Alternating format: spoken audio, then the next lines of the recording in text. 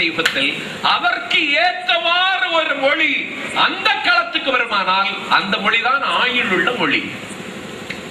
அந்த தகுதி தமிழுக்கு இருக்கிற காரணத்தால் அது போதும் என்கிற அளவிற்கு விவாதத்தை அற்புதமாக தொடங்கி சொல்ல வேண்டியதை மட்டுமே சொல்லி நச்சென்று தன்னுடைய அணியை தூக்கி நிலை நிறுத்தி இருக்கிறார் வழக்கறிஞர் அழகு சுந்தரம். நடுவர் ஒரு மணி நேரம் நான் முகவுரை என்கிற பெயரால் உங்களை உட்கார வைக்க, உங்களை தக்க வைக்க, உங்களை வசப்படுத்த நான் பல்வேறு செய்திகளை அங்கும் இங்குமாக அலைந்து ஆய்ந்து கொட்டி முழக்கியதற்கு பிறகு வருகிற பேச்சாளரை நான் அறிமுகம் செய்து பேசவிட்டால் சில பட்டிமன்றத்தில் அந்த பேச்சாளர் பேச்சு நிற்காது.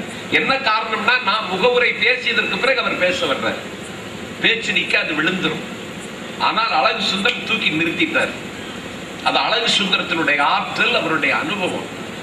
தென் திசையிலே வரலாற்று சரம் என்ற பட்டிமன்றங்களில் விவாதிக்கிற அவருடைய அனுபவம், அதில் அவர் வெற்றி பெற்றிருக்கிறார். இவை இந்த நீதிமன்றம் கணக்கில் எடுத்துக் கொண்டிருக்கிறது என்று சொல்லி இல்லை, தமிழ் வருந்தும்படியாகத்தான் இருக்கிறது என்று சாதிக்க வழக்கறிஞர் மயிலாடுதுறை அழகிரி அவர்களை வணங்கி அழைக்கிறேன்.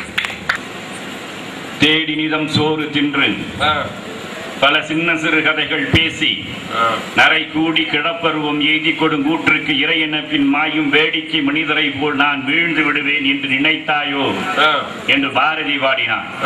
பாரதி யாருடைய நினைவு நாள் பற்றி வந்த நிகழ்ச்சியினுடைய தலைவர், பாராட்டுதலுக்கும் போற்றுதலுக்கும் உரிய என்னுடைய ஆருயிர் சகோதரர் ரகு அவர்களே, மதிப்பிற்கும் பாராட்டுதலுக்கும் உரிய அருமை அண்ணன் மகாலிங்கம் அவர்களே, மதிப்பிற்கும் பாராட்டுதலுக்கும் உரிய அருமை அண்ணன் அபிராமி கணவசபை அவர்களே, டிபிஎஸ் அவர்களே, மோகன் அவர்களே, இந்த நிகழ்ச்சியிலே சிறப்பு விருந்தினராக வந்து கலந்து கொண்டிருக்கக்கூடிய நாகை நகரமன்றத்தினுடைய தலைவர், பாராட்டுதலுக்கும் போற்றுதலுக்கும் உரிய அருமை அண்ணன் சந்திரமோகன் அவர்களே, மண் செய்து சீர்தூக்கும் கோல் போல் அமைதுருவார் போடாமை சான்றோர் கனி என்று வள்ளுவர் வழி நின்று தீர்ப்புரை ஆற்ற இருக்கக்கூடிய மதிப்பிற்கும் பாராட்டுதலுக்கும் உரிய அருமை ஐயா நடுவர் அவர்களே, என்னுடைய அணிக்கு அணி சேர்க்க வந்திருக்கக்கூடிய எம்ஜிகே நிஜாமுதீன் அவர்களே, மதிப்பிற்கும் பாராட்டுதலுக்கும் உரிய புலவர் ஆறு துரைக்கண்ணன் அவர்களே, மதிப்பிற்கும் பாராட்டுதலுக்கும் உரிய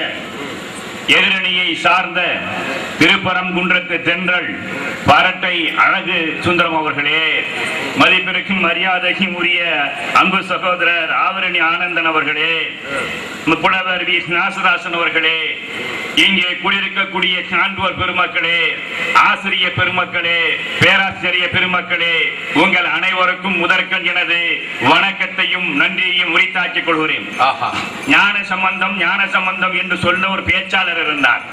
அந்த பேச்சாளர்கிட்ட ஒருத்தன் போய் சொன்னா, ஐயா எங்க ஊர்ல நீங்க விவேகானந்தரை பற்றி பேசணும் அப்படின்னு சொன்னான்.